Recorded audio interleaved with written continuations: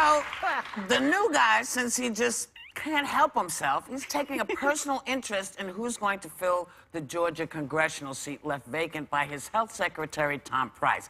He's been tweeting that 30-year-old Democratic candidate Jon Ossoff will be weak on crime and illegal immigration, will raise taxes, which he says, actually, no, that's not what I'm going to do. What is he trying to do? What is he trying? I'm thrilled that this kid is running. He's 30 years old, and I'm thrilled that he wants to be in service. And so I hope that people will come out and support him, because he seems to be a fabulous candidate. A threat to the Republican Party, because this is a district where Trump really won big there, and they're not winning big anymore, and it is Georgia.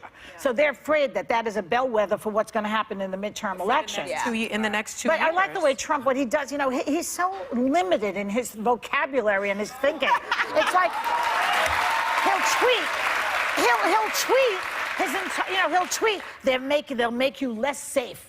Fear-mongering. More immigrants are coming in, fear-mongering. They're going to raise your taxes. It's all fear-mongering. And he appeals to people who are afraid of things.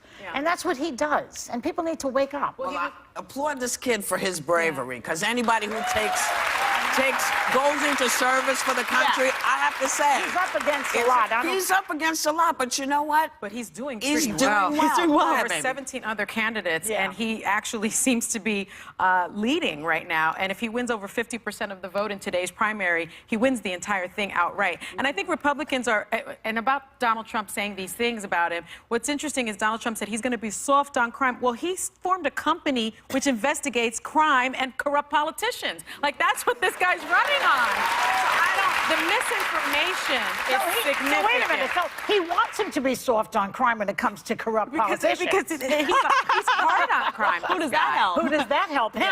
Well, I think it's interesting because he's concerned that this will be a referendum on his own popularity. And I think this is all about ego. I think he eked out a win there. He was not, Trump did not win that district easily. And I think even though it's a Republican stronghold, that was an area that Trump had a problem with. And I think he's looking and saying, is this a reflection on people being dissatisfied with me, with my agenda, with what I've said? Oh, that ego. And it also puts Republicans then, for the midterm elections, instead of being on offense, it puts them on defense, which they don't want.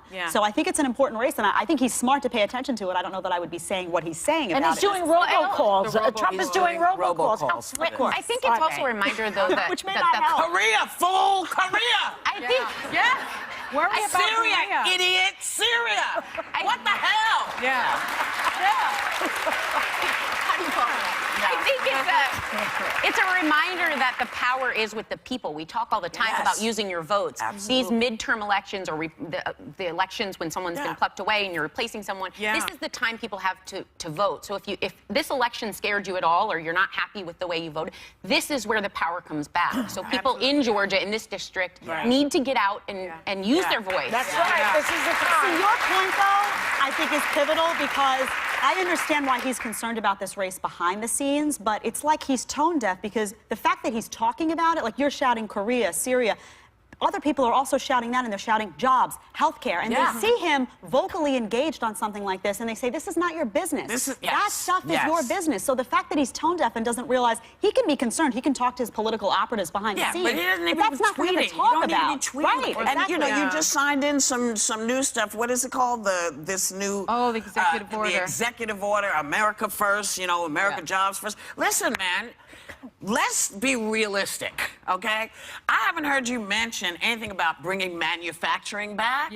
So you want to talk about bringing back jobs? Talk about manufacturing. Then we can talk about America First, American products first.